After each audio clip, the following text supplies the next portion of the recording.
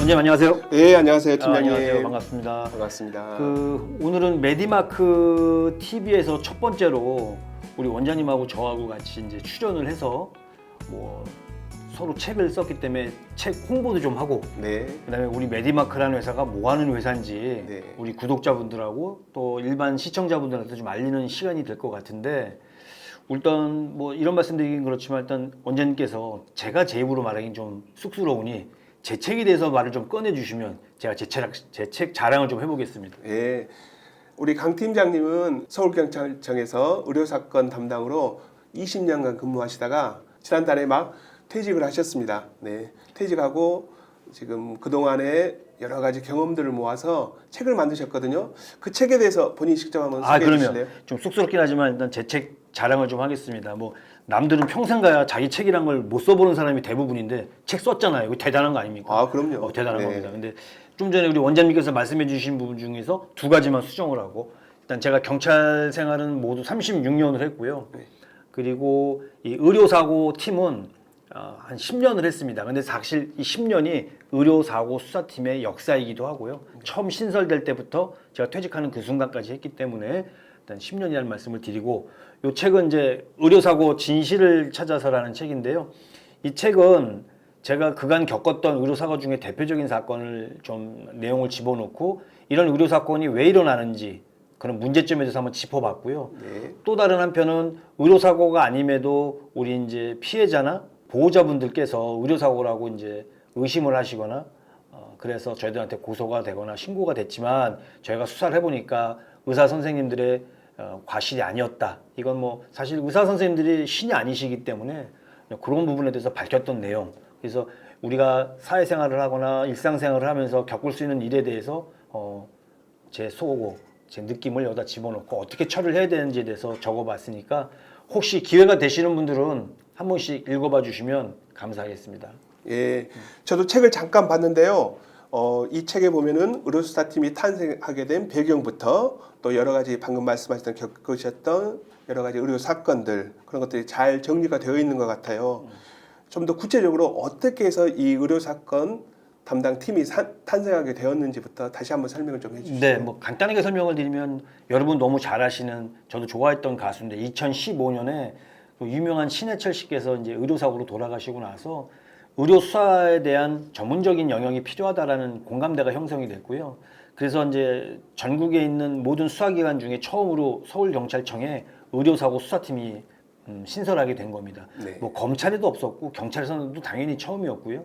그래서 10년 동안 사실은 그 팀이 생기고 나서 이 팀이 금방 없어질 팀이다라고 다들 생각들을 했었어요. 원래 일회성, 전시행정에 가까운 일회성 팀들이 뭐 생기기도 하고 금방 없어지기도 했기 때문에 의료팀도 그렇게 해서 없어질 거라고 다들 생각들을 했었는데 의외로 지금까지 이어져 오고 있고, 지금 현재는 각 시도경찰청 중에 제가 알기로는 세종만 빼고 전국에 있는 모든 경찰청에 의료팀이 지금 신설이 돼 있습니다. 그간에 여러분들이 뭐 일반 의료 피해를 당했다고 생각하는 분들이 어려움을 겪었던 거를 여기서 다 해결을 해드리고 있는 걸로 알고 있습니다. 또 잘하고 있고요. 네. 네, 그렇게 된 거군요. 그럼 세상 모든 일은 첫 경험을 잊을 수 없다고 하는데 팀장님께서 맡으셨던 첫 번째 사건에 대해서 좀 말씀해 주실래요? 의료팀이 신설되자마자 이제 저희가 접수했던 사건인데, 그 중국인 여자 유학생이 있었고요. 한국을 참 좋아하는 여학생이었습니다. 그래서 교환학생으로 한국에 왔다가 남학생을 사귀게 되고 이제 임신을 하게 되는데, 당시에는 낙태가 불법이었거든요.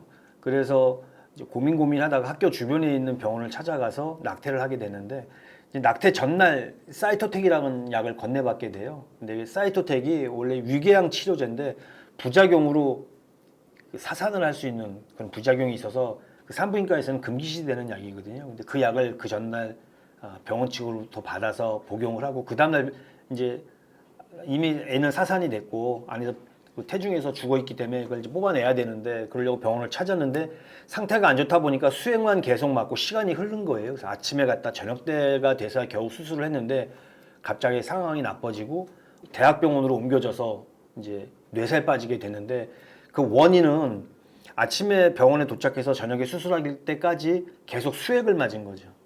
뭐 당연히 우리 의료인이신 원장님께서 잘 아시겠지만 수액을 그렇게 장시간에 거쳐서 계속 맞게 되면 간단하게 얘기해서 혈액이 묽어지고 혈액이 묽어지다 보니까 뇌부종이 와서 뇌살 빠진 거였거든요. 그래서 그때 당시에는 결국은 그 의사가 아직 그 여학생이 죽지 않은 상태였기 때문에 과실치상이었는데도 불구하고 구속이 됐었고요. 첫 사건인데 의사가 구속이 됐었습니다. 그리고 나서 그 중국에 있는 부모님들이 오셔서 외동딸이었는데 중국은 또 한 자녀 갖기가 그때 당시만 지금은 뭐 두 자녀 갖기로 바뀌었다고 하는데 맞나요?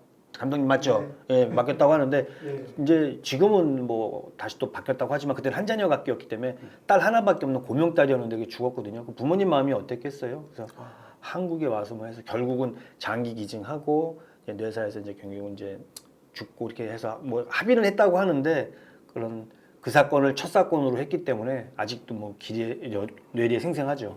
그렇다면 의료 사건과 다른 사건을 수사할 때는 수사 방법도 다르고 또 사건 내용, 또 사건 처리 과정까지 여러 가지도 다른 점이 있을 것 같은데 그런 부분에 대해서 좀 소개 좀 해주실래요? 일단 같은 점부터 말씀을 드리면 모든 사건의 최종적인 목적은 진실을 규명하는 겁니다.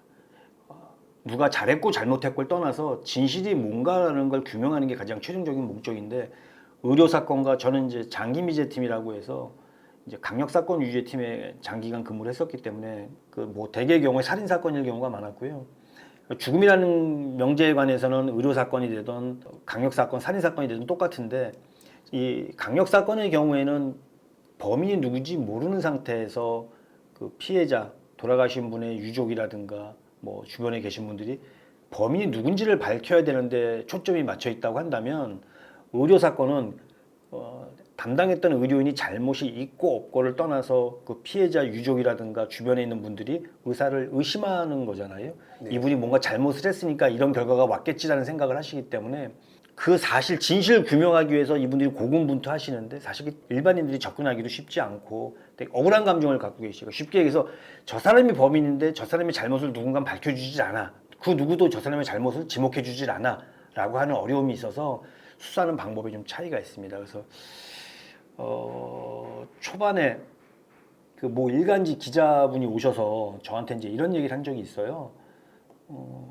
우리 팀장님은 의료인이시냐? 나 의료인 아니다. 근데 의료인이 아닌데 이 사건 할 수 있겠냐? 수사할 수 있냐? 약간 거친 표현이긴 하지만 뭐라고 그때 얘기를 했냐면 야 도둑질을 해봐야 도둑을 잡니? 그건 아니잖아. 도둑질을 하는 거하고 도둑을 잡는 건 별개의 문제야. 의료적인 전문적인 지식은 없지만 그 의료 분야에 대한 수사는 충분히 할 수 있어 라고 얘기를 했습니다. 그래서 집념만 있고 의지만 있으면 할 수 있다.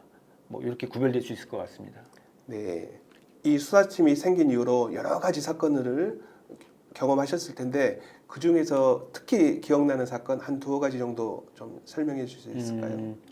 이것도 아기에 관한 문제인데요. 여고생이었는데 이제 이 친구도 원치 않는 임신을 하게 되고 그 사실을 부모님이 아시게 됐어요. 근데 당연히 부모 입장에서는 이제 그 아이를 낳기는 좀 어렵다는 생각이 들어서 아기를 지워야겠다는 생각을 했는데 지방에 살고 계셨던 분이셨고 지방에는 아기를 지울 만한 병원을 찾지 못하게 되죠. 그래서 인터넷을 통해서 서울 모처에 있는 산부인과를 확인하게 되고 근데 그 산부인과도 원장님 아시다시피 사무장병원이 병원장이 직접 운영하는 게 아닌 일반인이 운영하는 사무장병원이었는데 네. 그 산부인과를 알아내고 그 병원 가서 수술을 하게 됩니다.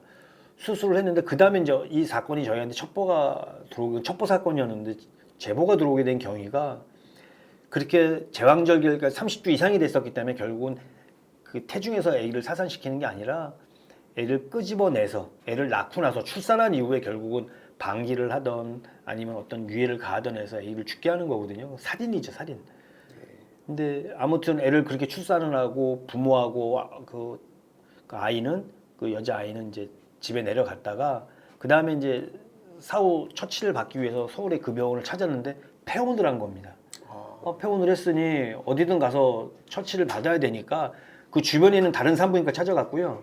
다른 산부인과 찾아갔더니 그 산부인과 의사는 깜짝 놀라는 거죠.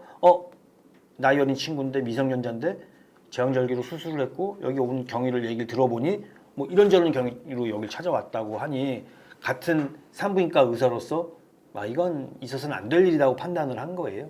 그래서 저희 팀에 이제 제보를 했습니다. 그래서 제보를 수사를 하게 됐고 결국은 이제 의사며 그때 수술에 관여했던 모든 분들을 저희가 조사를 했는데 최종적으로 저희가 이제 실황 조사라는 게 있는데 그 범죄 현장이 일어났던 현장을 재구성하는 거거든요. 그래서 저는 이제 출연자라는 표현을 쓰는데 의사, 그때 당시에 수술에 참여했던 간호조무사, 마취의사까지 다 저희들이 수술실처럼 가상의 공간을 꾸며놓고 거기서 어떻게 행위를 했었는지 물어봤거든요. 의사가 주장하는 건 줄곧 아기가 이미 죽어 있어서 자기는 그걸 처치한 것뿐이다라고 주장을 했는데 함께 수술에 참여했던 간호조무사들 의견은 공통적으로 그게 아니었어요.